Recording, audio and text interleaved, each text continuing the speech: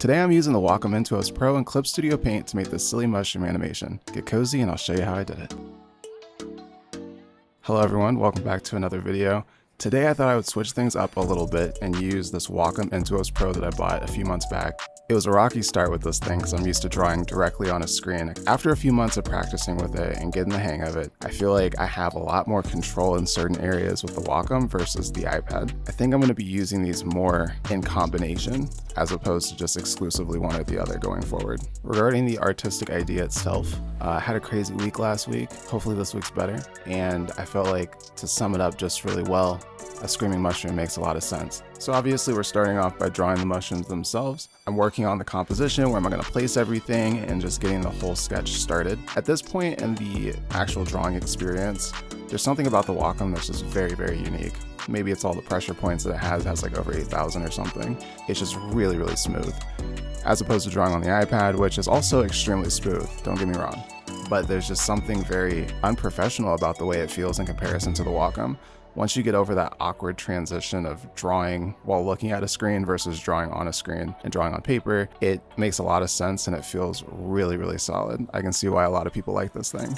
There's a tool that it has, it's called precision mode, and I really, really like this. It actually zones in on one particular part of the screen and you can only draw in that square. But in addition to that, it just makes it, I don't know what the right word is, but it's almost like it's very firm where it is. It's hard to draw. It's almost like if you turn the stabilization up really, really high, it kind of restricts where you can go and how loosely you can draw, which allows for corrections and those finer details to really come into place. One of the things when you're drawing on this tablet is it's about flow. Drawing in one big swoop versus tiny little lines, which is what I'm used to doing. So the precision mode allows that, but I find it really useful.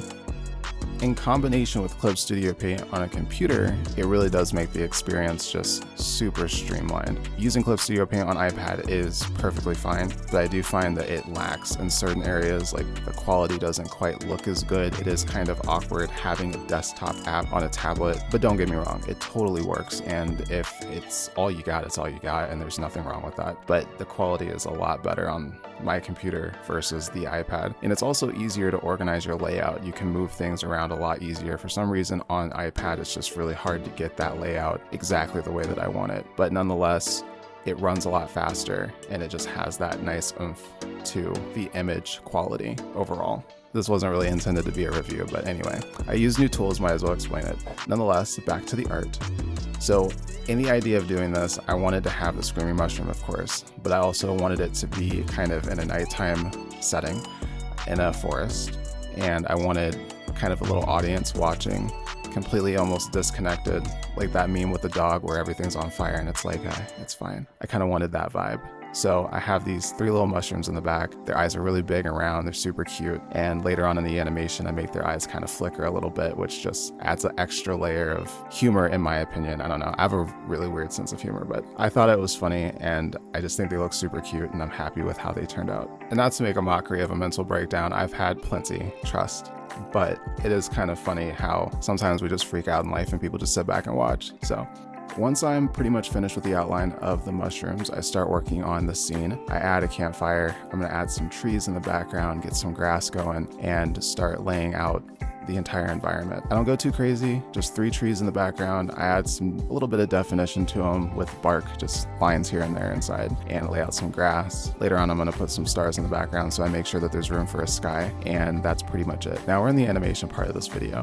What I love about Clip Studio Paint is how much there is versus Procreate, which is very limited. You don't have as much flexibility with your creative tools, I guess.